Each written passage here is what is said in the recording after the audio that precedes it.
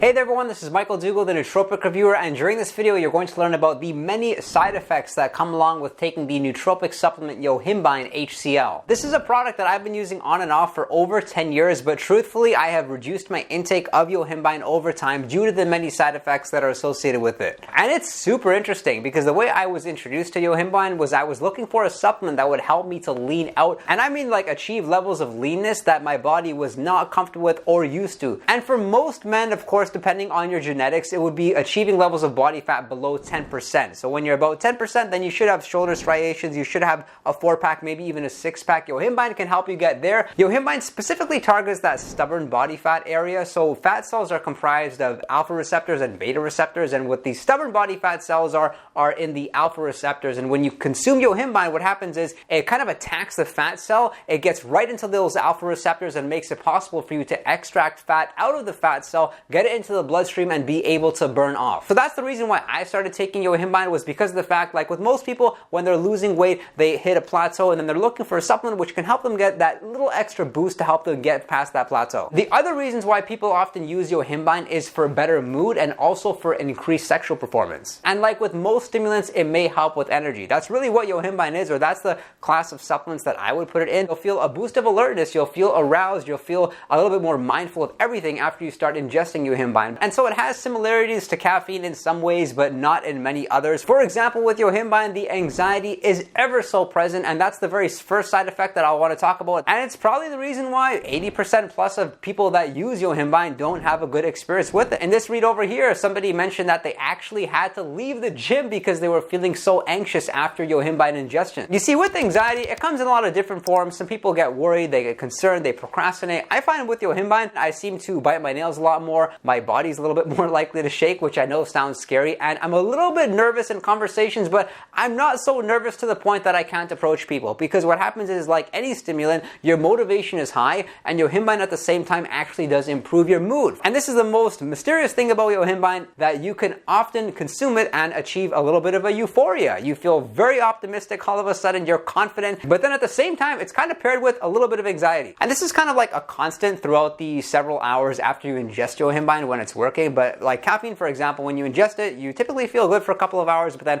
it's 3 to 4 hours afterwards when you start feeling a little bit of anxiety or a little bit of brain fog, of course, depending on how you respond to it. I see Yohimbine as a lot more subtle than caffeine, though it is noticeable. The second major side effect would be insomnia. It's a lot worse than caffeine that way. If you were to ingest it in the early afternoon, chances are that it would be keeping you up, which is surprising because it doesn't even give you the same energy boost as caffeine would, but you do feel slightly alert. There were many instances in which, for some reason, I could not fall asleep. I was laying down and then I realized, oh, that's why I can't fall asleep. It's because of the fact that I took Yohimbine earlier. The third major side effect would be uncomfort. It is a very inconsistent supplement, which is one of the reasons why a lot of people don't take it. Sometimes you take it and you feel great and you feel very energetic, but sometimes you actually ingest Yohimbine, suddenly your heart rate is extremely high for whatever reason, you're not even doing cardio. Or what's worse is sometimes you actually try exercising and your heart rate is so high and that you can like actually feel it almost pounding out of your chest. And for a lot of people, they prefer only using Yohimbine if they're doing like very low intensity, steady state cardio. And that's the protocol that I personally follow. For example, ingesting a bit of Yohimbine, of course, taking it in a fasted state, because the stuff only works for fat loss if you're taking it in a fasted state. And then afterwards doing a very light jog or maybe a brisk walk. It's important to note that not only does it increase your heart rate, but at the same time, it also does increase your blood pressure, which makes it such that if you're somebody that's prone to fatigue, or maybe you just find yourself in situations often where your blood pressure goes high, goes too low, then I would stay clear of Yohimbine. As a matter of fact, most people should actually stay clear of the supplement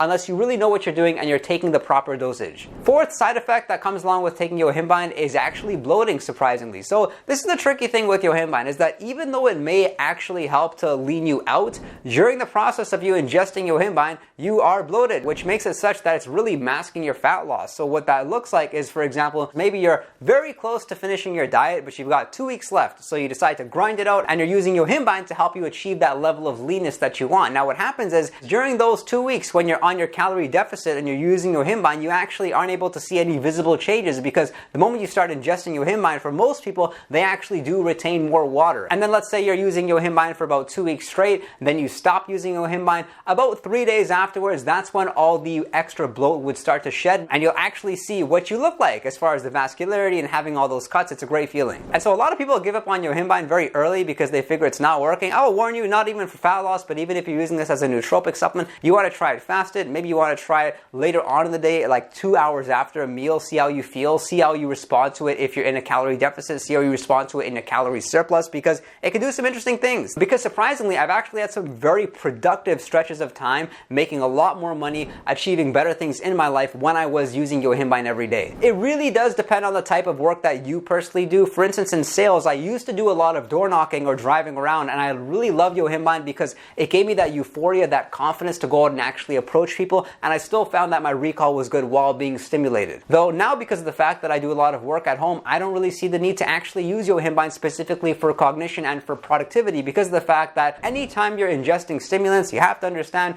your judgment is a little bit off, and you're just not thinking as clearly as you'd like to. Now, I still ingest about 300 to 400 milligrams of caffeine every day, but I use that before my workouts. Yohimbine, I don't use before my workouts anymore. Heck, maybe if I'm trying to lean out, I'll use some Yohimbine here and there, but I'm somebody that personally leans out using high intensity interval training, and I like doing mild jogs. But if I was actually jogging, like at a running speed, I wouldn't use Yohimbine because, again, it would compromise my performance because of the fact that my heart rate would be excessively high. And as far as using Yohimbine before weight training, I've not personally had success with it. Most people don't. I get very uncomfortable, though I've been surprised to actually see Yohimbine in some pre-workout products out there. I've tried those products too. For me, it doesn't work well. However, I'm sure there's others who disagree. I've also not found it effective at all at boosting testosterone levels or boosting sexual performance. It's pretty much just good for losing fat and also helping to boost mood. Now, how to take Yohimbine? That's a mistake that's made by a lot of people because they're ingesting Yohimbine in a fed state when what you need to be doing is taking it in a fasted state. Because if you have elevated insulin levels, what happens is Yohimbine doesn't work at all. So what you want to do is take it either first thing in the morning or wait at least 3 hours after a meal before ingesting Yohimbine. And a common dosage protocol would be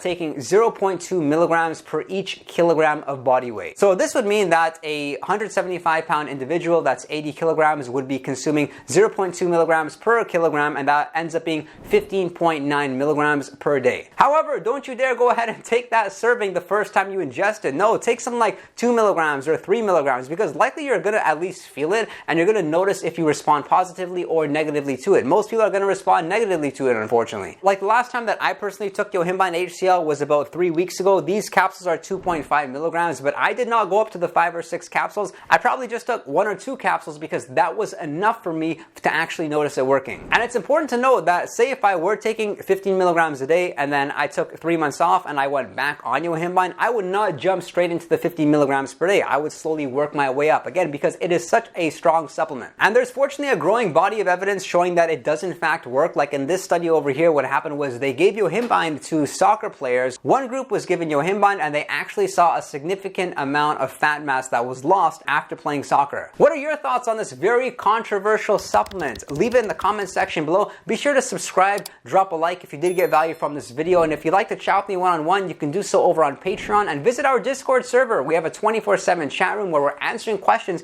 in a time-sensitive fashion. I thank you for your interest in nootropics and look forward to seeing you next time.